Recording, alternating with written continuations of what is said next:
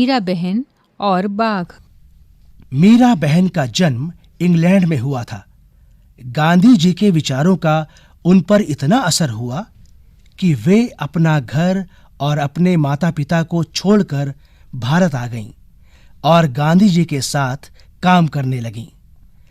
आजादी के 5 साल बाद उन्होंने उत्तर प्रदेश के एक पहाड़ी गांव गेवली में गोपाल आश्रम की स्थापना की। उस आश्रम में मीरा बहन का बहुत सारा समय पालतू पशुओं की देखभाल में बीतता था।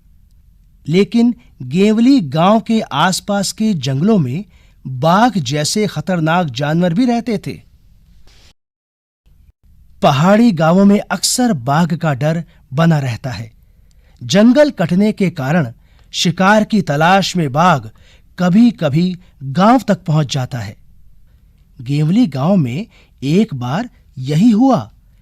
एक बाघ ने गांव में घुसकर एक गाय को मार डाला।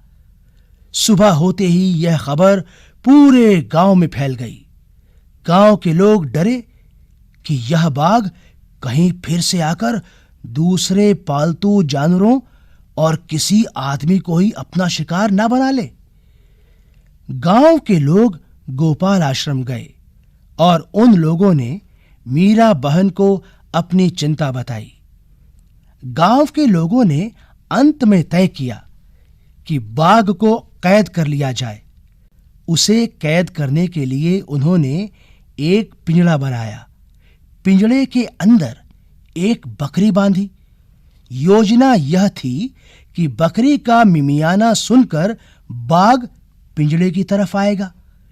पिंजड़े का दरवाजा इस प्रकार खुला हुआ बनाया गया था कि बाघ के अंदर घुसते ही वह दरवाजा झटके से बंद हो जाए।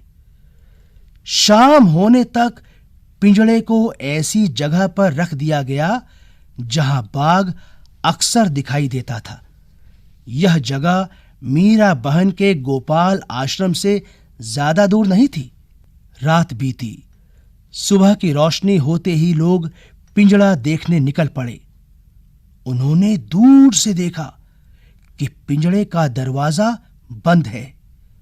वे यह सोचकर बहुत खुश हुए कि बाघ जरूर पिंजड़े में फंस गया होगा। लेकिन जब वे पिंजड़े के पास पहुंचे तो क्या देखते हैं, पिंजड़े में बाघ नहीं था। लोग चकित थे। बाघ के अंदर गए बिना पिंजड़ा बंद कैसे हो गया? लोग मीरा बहन के पास पहुंचे। लोगों ने सोचा कि गोपाल आश्रम पास में ही था, इसलिए शायद मीरा बहन को मालूम हो कि रात में क्या हुआ। पूछने पर मीरा बहन बोली, देखो भाई, मुझे नींद नहीं आ रही थी। मैं सोचती रही कि आखिर बाघ को धोखा देकर हम क्यों फंसाएं। इसलिए मैं गई और पिंजड़े का दरवाजा बंद कर आई।